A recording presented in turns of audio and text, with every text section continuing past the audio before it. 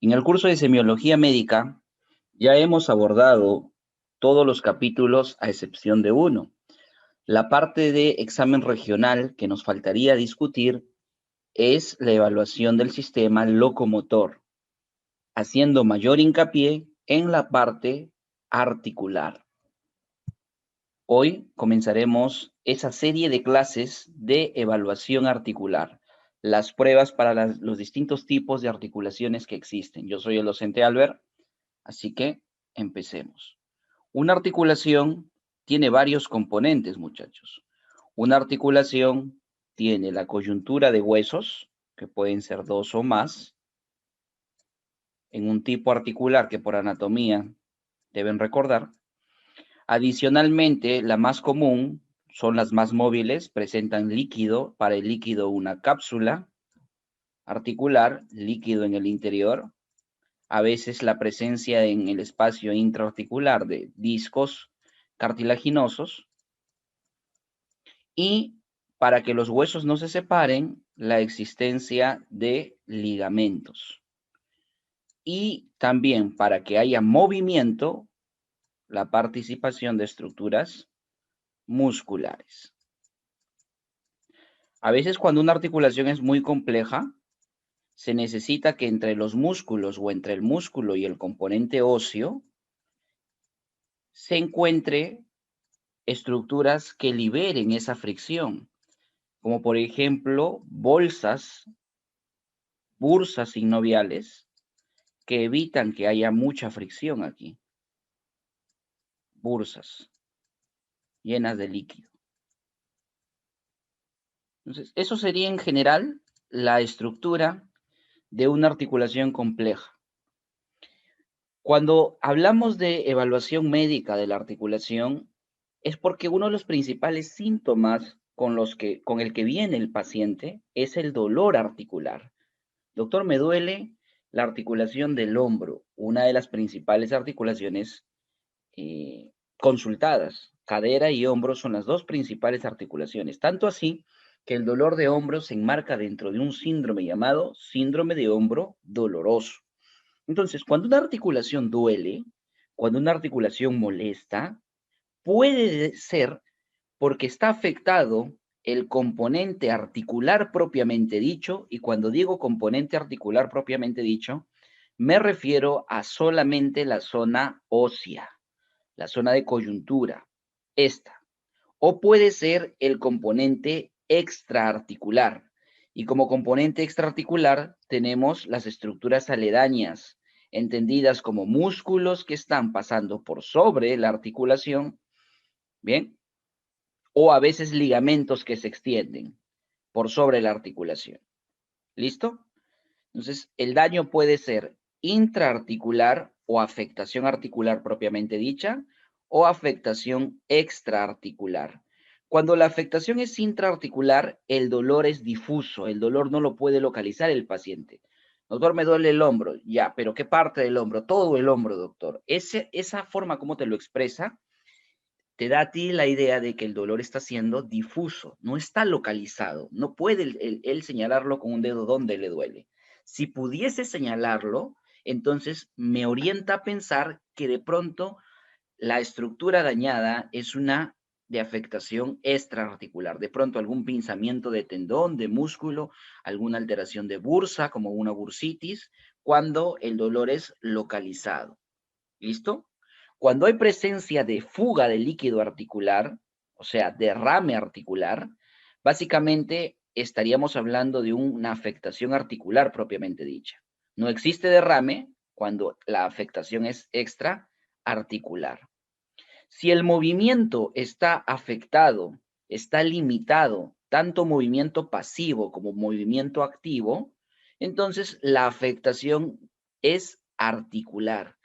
Sin embargo, si solamente el movimiento activo es el que está afectado, muy probablemente la afectación es extraarticular, es decir, una afectación del componente muscular. Bien, teniendo en cuenta estos parámetros generales, comencemos a discutir sobre la evaluación articular. Como toda evaluación en semiología, vamos a utilizar las técnicas que nos da esta ciencia. ¿Cuáles eran esas 5 técnicas?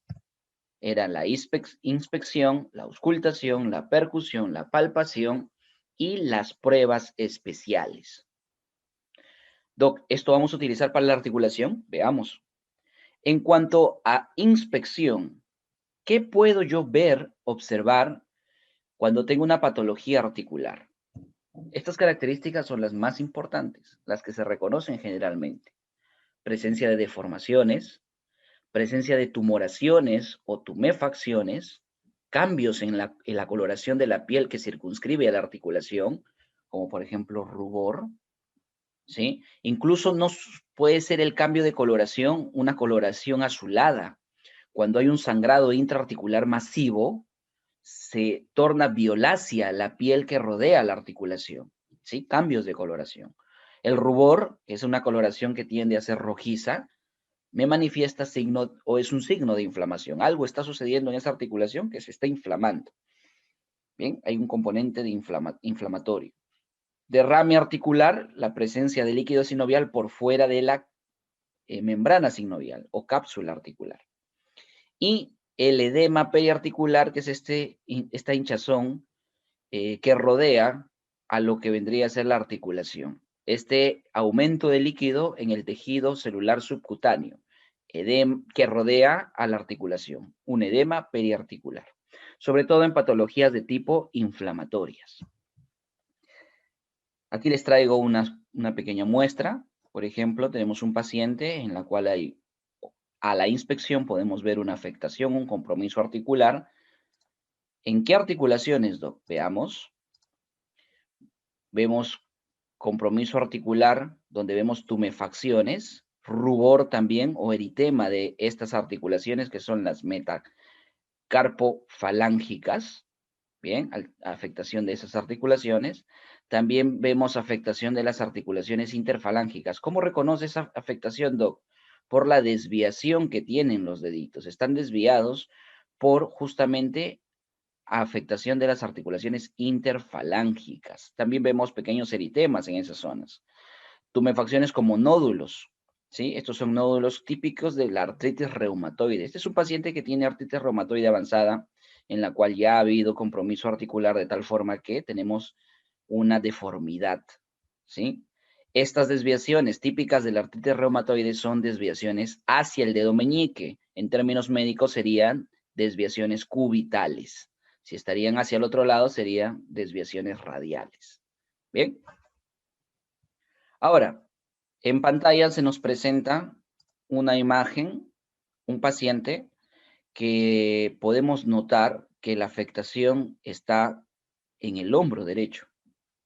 Doc, esto es un tumor, una tumefacción. Esto es algo de pronto, un tumor, está creciendo algo ahí, está hinchada la articulación del hombro. No.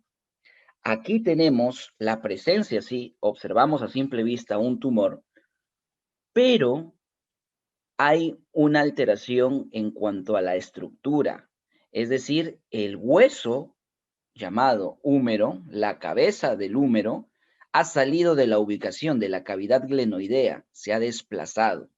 Cuando una articulación, las coyunturas de hueso se separan o salen de la zona articular, a eso se llama luxación. ¿Qué tenemos en pantalla?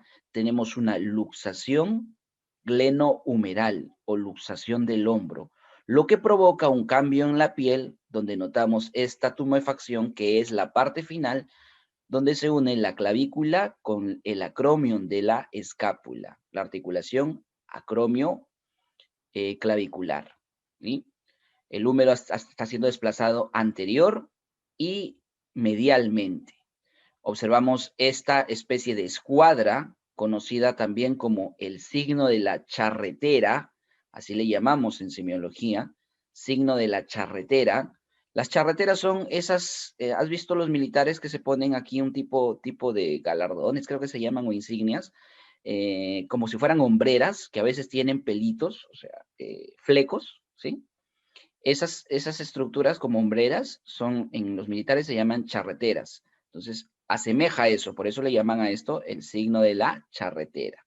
Ahora, por debajo de esta escuadra tenemos un hundimiento, ¿sí? Ese hundimiento es como si hubiera te hubieran dado un golpe tan fuerte aquí como si fuera un hachazo. Por eso le llaman así, el signo del hachazo. No es lo mismo, lo aclaro, porque muchas literaturas confunden al estudiante. Dicen signo de la charretera o signo del hachazo, no son sinónimos, ¿sí? Los dos siempre se presentan juntos, en la mayoría de los casos, casi en el 100%.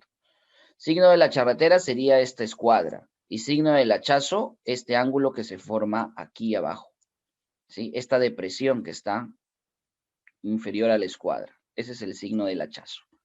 ¿Para qué patología? ¿En qué patología estamos aquí? Esta es una luxación del hombro. Luego, en la siguiente imagen notamos que la afectación está también en el hombro derecho. Vemos esta especie de escuadra, pero más medial, no en el extremo, sino ubicada un poco medial. Agrandemos para poder observarlo. Miren aquí, como si fuera una bolita, ¿no? En realidad aquí está la especie de escuadra. Esto además, cuando tú colocas el dedo en la palpación, vas a notar que se puede hundir, o sea, hay desplazamiento. Y con ello notas que estas elevaciones, que es anatomía de superficie de clavícula, también se desplaza al tú presionar esta elevación. Como se desplaza y tú sueltas la presión, sube nuevamente, le llaman en medicina esto el signo de la tecla, como si fuera la tecla de un piano, de un órgano, que tú estás presionando y nuevamente regresa a su ubicación normal, ¿sí? Signo de la tecla, también llamado antiguamente signo de la pseudo charretera, signo de la pseudo charretera. ¿Esto por qué es provocado? Por una luxación de la clavícula en la articulación acromioclavicular o ruptura de ligamentos de la articulación acromioclavicular. Cuando es más pronunciado el signo de la tecla, entonces eso ya es una ruptura de los ligamentos coracoclaviculares. O sea, tanto daño acromioclavicular como ruptura de ligamentos coracoclaviculares. Cuando tienes un signo de la tecla muy evidente, muy notorio, muy pronunciado. ¿Qué tenemos ahora en pantalla? Tenemos una rodilla derecha, en donde observamos un gran aumento en masa, un tumor, ¿sí? Una tumefacción muy evidente. Si eres muy observador, notarás en la otra pierna de que la masa muscular o masa magra está disminuida. Este paciente tiene un síndrome constitucional, está adelgazado, presencia de una tumoración que se puede ver claramente, vasos sanguíneos, mira, venas extremadamente dilatadas, tumoración, más venas dilatadas, o sea, aumento de vascularización asociado a disminución de peso, esto es un tumor maligno, hasta no demostrar lo contrario. Estamos frente a un paciente que tiene un osteosarcoma en la epífisis distal del fémur, ¿sí? Un osteosarcoma en la epífisis distal del fémur. Ahora, en la siguiente imagen notamos también una tumefacción a nivel del dorso del carpo. Esto es muy común. En tu práctica profesional vas a tener estos pacientes como médico general, ¿sí? Esto de aquí, esta tumefacción tiene la característica de que no es dolorosa y si duele, duele poco. Es una tumefacción un poco móvil, ligeramente se puede movilizar hacia los lados y puede ser aplastada. Es como si fuera un globito lleno de agua. Y justamente se da por ello. Cuando tenemos unas articulaciones múltiples, como es en el caso de la zona articular del carpo, estos 8 huesos del carpo tienen varias múltiples articulaciones entre ellos y bastante líquido sinovial, el cual es protegido por membranas sinoviales. Cuando estas membranas protruyen hacia la superficie, por un aumento de presión, por un golpe, son lesiones que se han originado después de un trauma, entonces hay un antecedente traumático o un antecedente de mucha fuerza en la articulación, que llevan a que el líquido salga, se empuje a la membrana. Es como si el globito, la membrana generara una protuberancia. Esto es un globito de cápsula articular lleno de líquido sinovial. ¿Cómo se llama? Ganglión, ¿sí? Esto es un ganglión, conocido también como quiste sinovial, que es el término correcto, quiste sinovial. Ganglión se le llama también como sinónimo. ¿Listo? También lo notamos aquí. Ah, y no sé si te lo dije, suele desaparecer. De pronto pasan meses y desaparece. Y suele remitir. Meses después, nuevamente aparece. ¿Sí? Entonces, esas son las características de un quiste sinovial o ganglión. También se pueden presentar comúnmente en la zona poplitea. Esto es una rodilla izquierda. En la zona posterior notamos aquí una tumefacción que cursa con las mismas características. Antecedente traumático, mucha fuerza, aparece poco dolorosa o casi nada, un poco móvil, se puede aplastar y desaparece y remite. ¿Sí? Cuando el quiste sinovial o ganglión se presenta en la zona poplitea, a esto se le atribuye un epónimo, se le llama quiste popliteo o quiste de Baker. Baker se escribe, ¿sí? Quiste de Baker. Muy bien, dejemos la inspección y pasemos a la parte de auscultación. Una articulación se puede auscultar. ¿Y qué voy a auscultar en la articulación? Esta técnica es utilizada más en una de las articulaciones en cabeza, que es una articulación compleja, la ATM o articulación temporomandibular. Sin embargo, no significa que solamente lo puedas utilizar en ella. Es más utilizada en esto. Sin embargo, puedes utilizar para cualquier articulación. Sobre todo articulaciones medianas y grandes. ¿Para qué? Para detectar con mayor eficacia si es que existen roces, fricciones a nivel articular, si es que hay un desgaste de la zona de cartílago que protege a las zonas que entran en contacto entre los huesos. ¿Bien? En el caso de la auscultación, justamente es su principal fin, determinar si hay daño estructural. ¿Bien? ¿Qué podemos escuchar en la ATM? Podemos escuchar dos sonidos. Tres, bueno, aquí están los tres. Chasquido, crépito o crujido articular. ¿Sí? Chasquido, crépito o crujido articular. ¿Cuál es la diferencia entre el chasquido y el crépito? Ambos, ojo, no es solamente colocar el estetoscopio y nada más, ¿ah? Le tienes que pedir al paciente que abra y cierre la boca, ¿bien? O sea, descienda y ascienda la mandíbula, sin que los dientes entren en contacto, sin cerrar la arcada, sin hacer oclusión dental, ¿sí? Porque si haces oclusión dental se va a generar un sonido que puedes interpretarlo y captarlo aquí y pensar que es de la zona articular. Entonces no tiene que chocar los dientes, no tiene que haber oclusión dental. Abre y cierra la mandíbula, ¿bien? A la boca. Entonces, cuando este movimiento es porque el cóndilo de la mandíbula roza con el disco articular cuando está en descenso la mandíbula, desciende la mandíbula y al final al casi término de la apertura de la boca, se genera este ruido, a eso se le llama el chasquido de apertura, ¿sí? Y es provocado porque el cóndilo está rozando con el disco articular. Esto es muy sugerente de hipertrofias, o sea, un daño estructural, un daño anatómico, en el cual el disco intraarticular de esta articulación está hipertrofiado o se ha engrosado más de lo normal.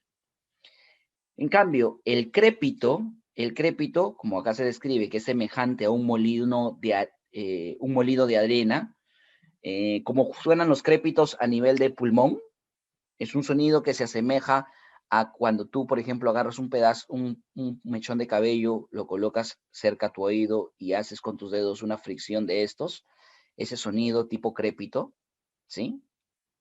También como un molido de arena, esa es la otra forma de representarlo, y que está presente tanto en el descenso como ascenso de la mandíbula. Dos, entonces, movimientos, sonidos que se pueden auscultar típicos a nivel de la articulación ATM. Mientras que uno te dice un compromiso anatómico, hipertrofia del disco articular, el otro te habla de un componente de daño, de desgaste, ¿sí? El crépito es un componente, te sugiere que la articulación, el cóndilo o la cavidad glenoidea del hueso temporal están desgastadas, ¿sí? ¿Y por qué se pueden desgastar? Por un proceso degenerativo, por ejemplo, una osteoartrosis. Ahora, el término crujido articular es un término que se aplica para cualquier otra articulación, ¿sí? En la ATM tenemos más ruidos, ahí yo te he traído los más importantes, chasquido y crépito. El crépito, te dije, asociado a procesos osteodegenerativos, osteoartrosis, por ejemplo. El crujido articular es como yo le voy a llamar al crépito de cualquier otra articulación, ¿sí? Crujido articular. ¿Bien? Y es característico de procesos degenerativos, osteoartrosis. Luego, pasamos a percusión. En percusión nos vamos a dar cuenta de que esta técnica sí no va a ser utilizada. Para la evaluación articular no la vamos a utilizar. Palpación. ¿Por qué palpamos una articulación?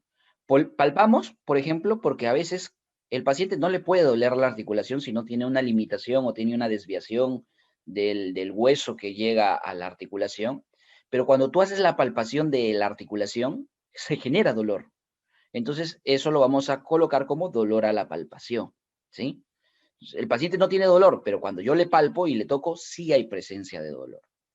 También con la palpación puedo determinar si es que hay un aumento de temperatura. Recuerda que la palpación siempre es comparativa. Entonces, ese aumento de temperatura lo tengo que comparar con la otra articulación. Si estoy palpando la articulación de la rodilla derecha del paciente y noto, uy, esto está caliente. Rápidamente tengo que compararlo con la del otro lado. ¿Para qué? Porque si la otro lado también está caliente, muy probablemente sea por la temperatura misma del paciente, no por un trastorno de aumento de calor. Entonces, si hay diferencias, ahí sí podría hablar de que hay un aumento de temperatura localizado en esa articulación. También me sirve para determinar tumefacciones. Doc, pero tumefacciones lo vimos en inspección. Sí, pues este tipo de tumefacciones, este tipo de tumefacción que es muy evidente, pero existen tumefacciones pequeñas, ¿sí? Pequeñas, las cuales solamente voy a palparlas, solamente voy a identificarlas si hago palpación. Bien, entonces para tumefacciones que son pequeñas. Derrame articular también visualmente, si es masivo el derrame, se puede observar como protuberancias a nivel, depende de la articulación, si es en la rodilla, a nivel anterior y lateral, derecho e izquierdo. Ahí se ven como globitos en los derrames de la articulación de la rodilla. Va a depender mucho de qué articulación estamos hablando para ver el signo. Sin embargo, sobre todo en rodilla, si al paciente lo pongo en decúbito dorsal, es decir, echado boca arriba, y formando un rombito con mis dedos índices y pulgar, ¿sí? Formando un cuadrado, un marco, cojo la rótula y con mis dedos índices hago presión hacia abajo de la rótula y siento que la rótula estuviese como flotando. Eso se llama el signo del témpano. Es muy sugerente de ¿qué? De derrame articular.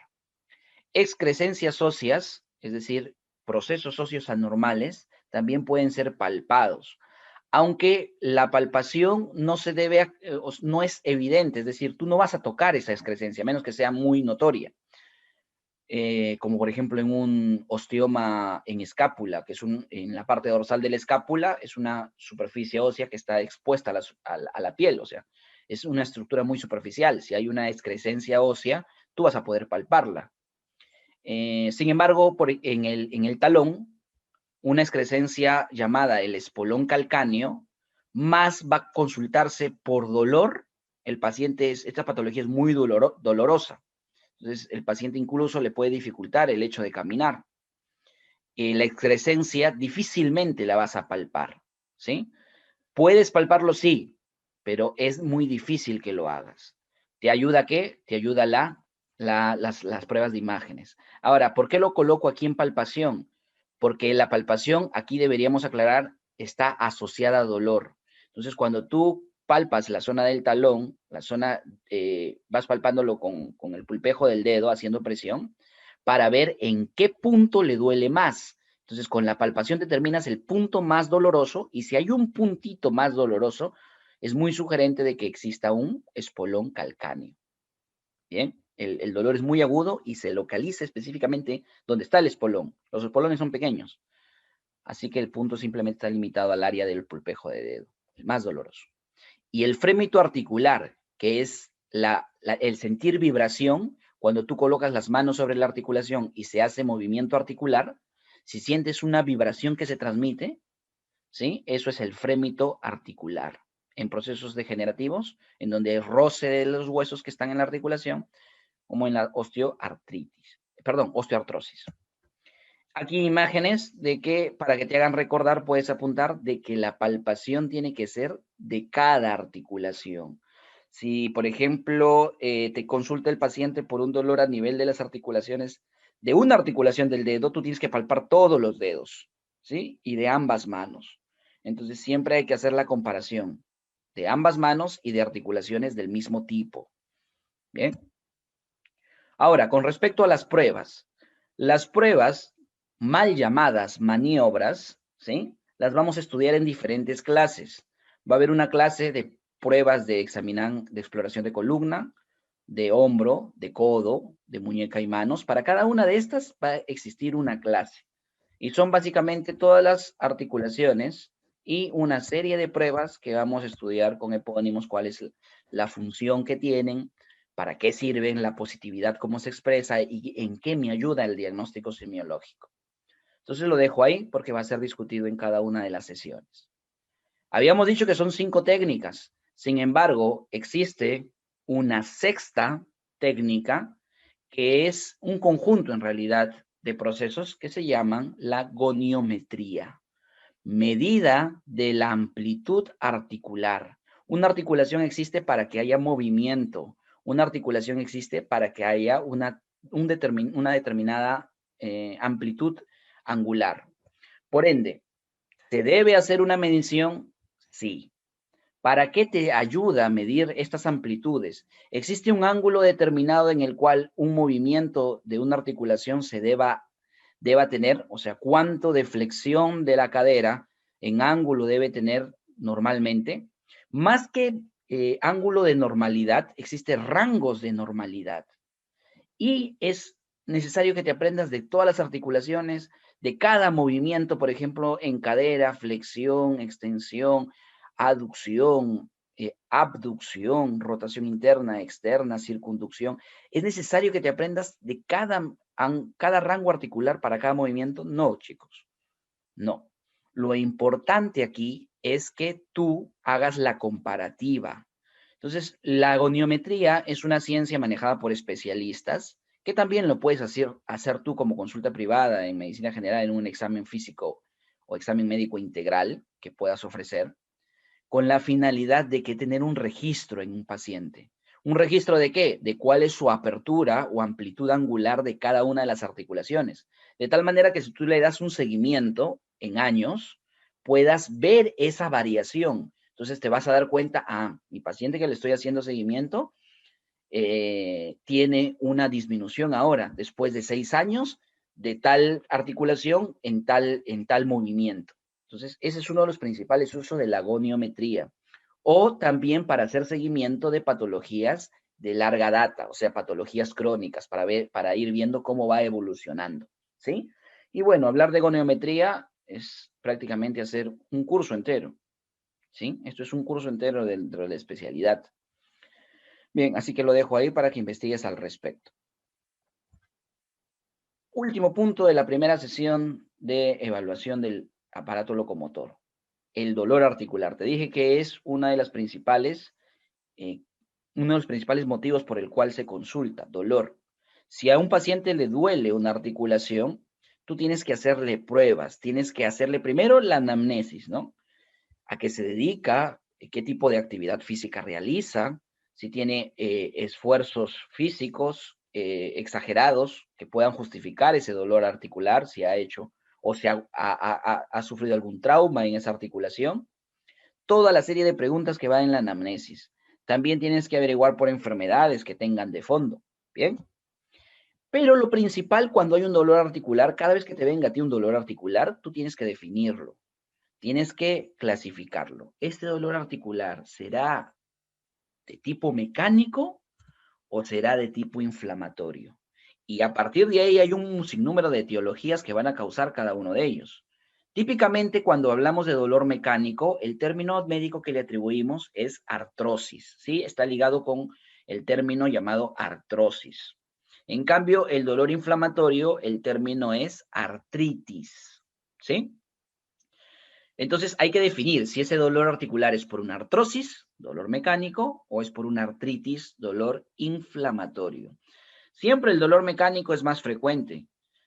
De los dolores articulares consultados, el 70% es dolor mecánico y el 30% es dolor inflamatorio, ¿sí? Siempre es más frecuente el dolor mecánico. A ver, ¿qué te puede ayudar a diferenciar cada uno de ellos? Por ejemplo, si ese dolor ha iniciado súbitamente y se mantiene tal como inició, con ligero aumento del dolor, ligero aumento, pero inició bruscamente, inició fuertemente el dolor, se llama de inicio súbito, es típico de un dolor mecánico. En cambio, si el dolor inicia como unas pequeñas molestias en la articulación que poco a poco va progresando y con el pasar de la semana se vuelve más molestoso hasta que llegue al punto de doler y el dolor sigue progresando, eso se llama inicio insidioso y es típico de dolor inflamatorio. Si el paciente, tú le preguntas, señor, y dígame, si usted se mueve, ¿el dolor le limita que se mueva o usted puede hacer sus actividades normalmente? No, doctor, cuando yo me muevo, me duele más, por eso prefiero reposar, prefiero no moverme porque si no me duele más, empeora. Entonces, si empeora el dolor con la actividad, nos orienta más a dolor tipo mecánico. Si mejora con la actividad, el paciente te dice, no, más bien, doctor, cuando me muevo, cuando voy a mi trabajo, camino, cuando hago actividad, cuando troto, hago actividad física, como que me mejora un poco, me calma un poco. Ojo, mejora, no cura, no sana, mejora. ¿Y esto por qué? Porque la actividad física genera la producción de citoquinas antiinflamatorias, ¿sí? De citocinas antiinflamatorias. Entonces, por eso es que mejora un poco el dolor. Entonces, te orienta a este tipo de dolor, a una artritis. Si mejora con el reposo, como te digo, el paciente, estos son cosas que van de la mano, ¿no? Empeora con la actividad, pero, doctor, si yo descanso 1 hora, 2 horas, no muevo mi hombro, si me duele por ese momento, como que me calman el dolor. Entonces, mecánico. Más bien empeora con el reposo, inflamatorio. Ahora mira, esto también te lleva a deducir el siguiente. Si mejora con el reposo, ¿en qué momento no estamos en reposo continuo? Cuando dormimos, cuando descansamos. Entonces, el paciente te va a decir, doctor, en la noche me duele menos, ¿sí? ¿Por qué? Porque en la noche tú estás durmiendo. Es más, cuando amanezco me duele poco. Ya hacia la noche, o sea, cuando termina el día me duele más. Y durante la madrugada, si es que me levanto por el dolor, siento que es menos. ¿Sí? El dolor mejora con el reposo. ¿Bien? Por ende, duele más durante el día. Y la cúspide del dolor se da al término del día, 8, 9 de la noche. Ahí es donde duele más. Y en las mañanas, por lo contrario, duele menos. En cambio, el dolor inflamatorio, no, el dolor inflamatorio es al revés. Como mejora con la actividad, durante el día tú estás en movimiento, entonces al contrario, 8 o 9 de la noche, 5 y 8 de la noche, que es el lugar donde has hecho bastante actividad física durante el día y estás al término del día, duele menos, ¿sí? Pero durante la madrugada, acá durante la noche se refiere a la madrugada, durante dormir es tanto el dolor que estos pacientes se quejan de que se levantan por el dolor. Entonces, clásicamente, ¿cómo abordas esta característica? Señor, ¿y el dolor hace que usted se levante por la noche? Sí, doctor, el dolor me hace que no puedo dormir bien. 2 o 3 veces en la noche me levanto. Ah, ya, dolor inflamatorio. Como el dolor es de tipo mecánico y la actividad lo empeora, el paciente prefiere estar quieto. En cambio, en el dolor inflamatorio el paciente está activo, no se quiere sentar. No, doctor, siéntese, le dice usted en la consulta. No, prefiero estar así parado, porque si me siento reposo va a aumentar mi dolor. ¿Sí? El paciente está inquieto. El estado general no está afectado, puesto de que esto es localizado. El dolor mecánico tiende a ser localizado. Cuando se trata de un dolor inflamatorio, genera compromiso sistémico. Por ende, la afectación del estado general está presente. Y esto, importante, rigidez matinal. Cuando amanece, cuando hay dolor articular, sea de un tipo o del otro, siempre va a haber rigidez de la articulación. Vas a amanecer y va a haber cierta rigidez, como que sientes pesada, como si la articulación fuera una bisagra y no le has puesto aceite. Esa sensación de que está como que dura la articulación. En las mañanas, cuando te levantas, es la rigidez matinal. Si dura menos de 30 minutos, probablemente es mecánico. Si dura más de 30 minutos, la rigidez matinal es de tipo inflamatorio. ¿Listo? Con esto terminamos la primera clase de evaluación articular.